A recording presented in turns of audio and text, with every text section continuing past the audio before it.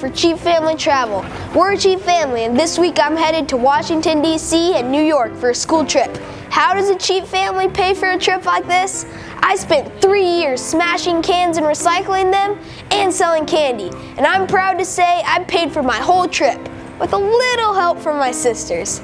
After Washington, D.C., our tour continued on to New York City. We had a really quick stop in Philadelphia, Pennsylvania. We had just enough time to see Independence Hall, the Liberty Bell,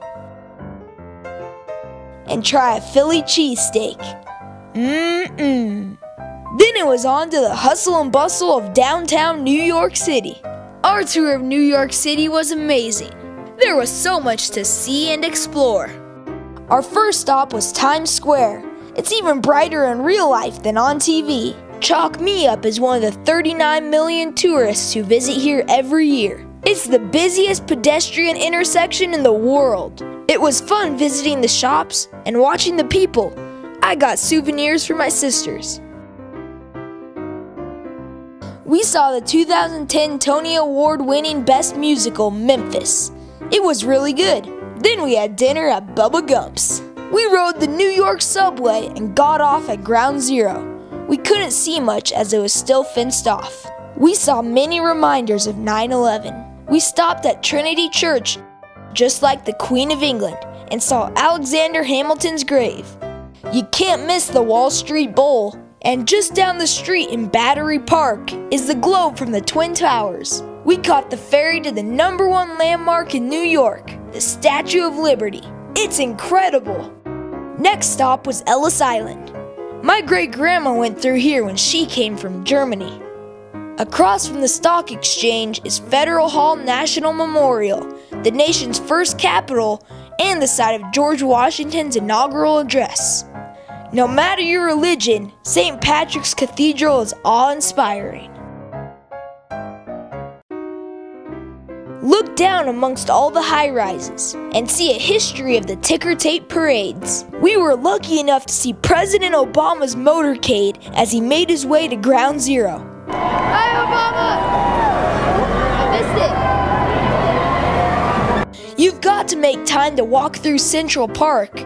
It's like its own museum with fountains, statues, and bridges.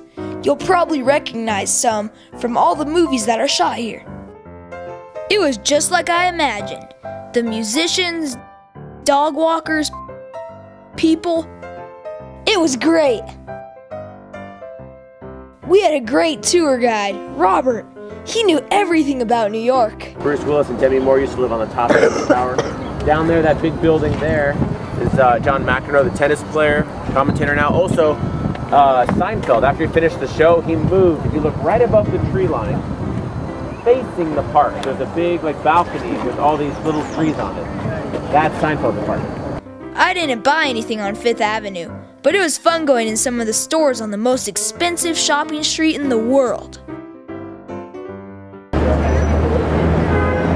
Our last stop on our wild tour of New York was Rockefeller Center, home of Radio City Music Hall and NBC.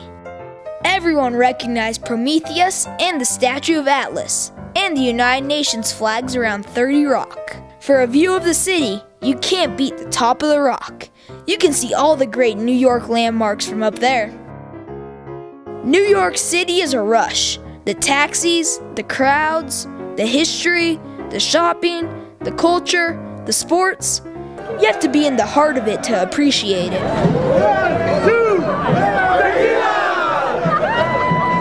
Everyone should visit here once. It was worth all the recycling and candy sales.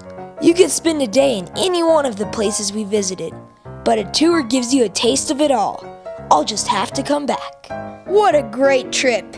If you get the opportunity, you gotta go. From New York City and Washington, D.C., this is how Cheap Family travels.